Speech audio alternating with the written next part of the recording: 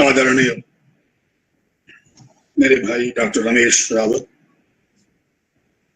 इस वेबिनार से जुड़े हुए सभी विश्वविद्यालय के विभागाध्यक्ष एवं अन्य वरिष्ठ विद्वज्जन, शिक्षक वृंद, मेरे प्रिय विद्यार्थी वृंद, जहां जहां भी जो सुन रहे हैं, आप सब मेरा प्रणाम स्वीकार करें।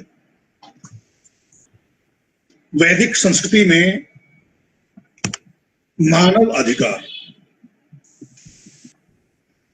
बहुत व्यापक विषय है। थोड़ी सी देर में इस विषय को समेटना संभव नहीं है।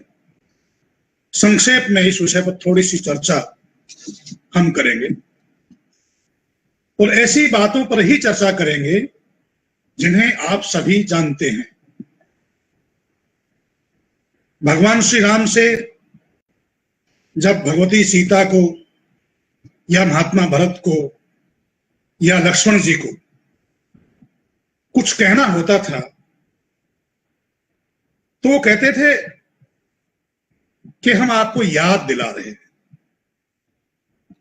आपको हम बता नहीं रहे, आप सब जानते हैं, आपको हम केवल याद दिला रहे हैं। तो उन्हें महात्मा भरत के शब्दों में मैं आप सभी से निवेदन करना चाहता हूं कि जानते आप सभी हैं, बस मैं तो केवल याद दिलवा रहा हूं कि हमारी वैदिक संस्कृति, हमारी भारतीय संस्कृति जो सारे विश्व की संवाहक है, वो मानव अधिकारों के विषय में क्या कहती। पहले तो हम ये जान लें कि मानव कहते किसे हैं, मनुष्य कहते किसे हैं। मनुष्य कहते हैं मत्वा कर्माणि सिद्ध्यति, जो मन से कर्मों को शीलता है, मन से कर्मों को सोचकर करता है। पहले सोचता है, बाद में करता है। वैदिक संस्कृति का एक ग्रंथ है जो पावन यजुर्वेद का प्राचीनतम भाष्य है, शतपथ। महर्षि याज्ञवल्क्य के नाम के बहुत बड़े ऋषि हुए हैं, उन्होंने यजुर्वेद का सबसे पहले भाष्य किया, पूरे यजुर्वेद का। उसी यजुर्वेद विषय पर मैंने पर्यावरण विषय पर कार्य किया है। तो शतपथ में महर्षि याज्ञवल्क्य कहते हैं, यं मनसा ध्यायति तद वाचा वदति, यद वाचा वदति तत् कर्मणा करोति, और यद कर्मणा करोति तद अभि संपद्यते। मनुष्य क्या करता है? मन से सोचता है,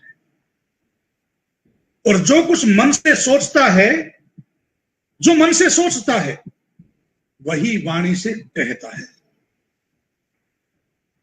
और जो वाणी से सोचता है वही कर्मों से करता।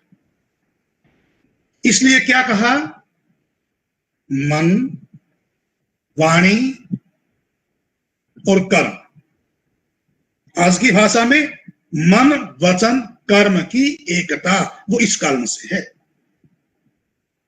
तो मनुष्य वो है जो हर कार्य बुद्धि से और मन से विचार कर करता है, उसे ही मनुष्य कहते हैं।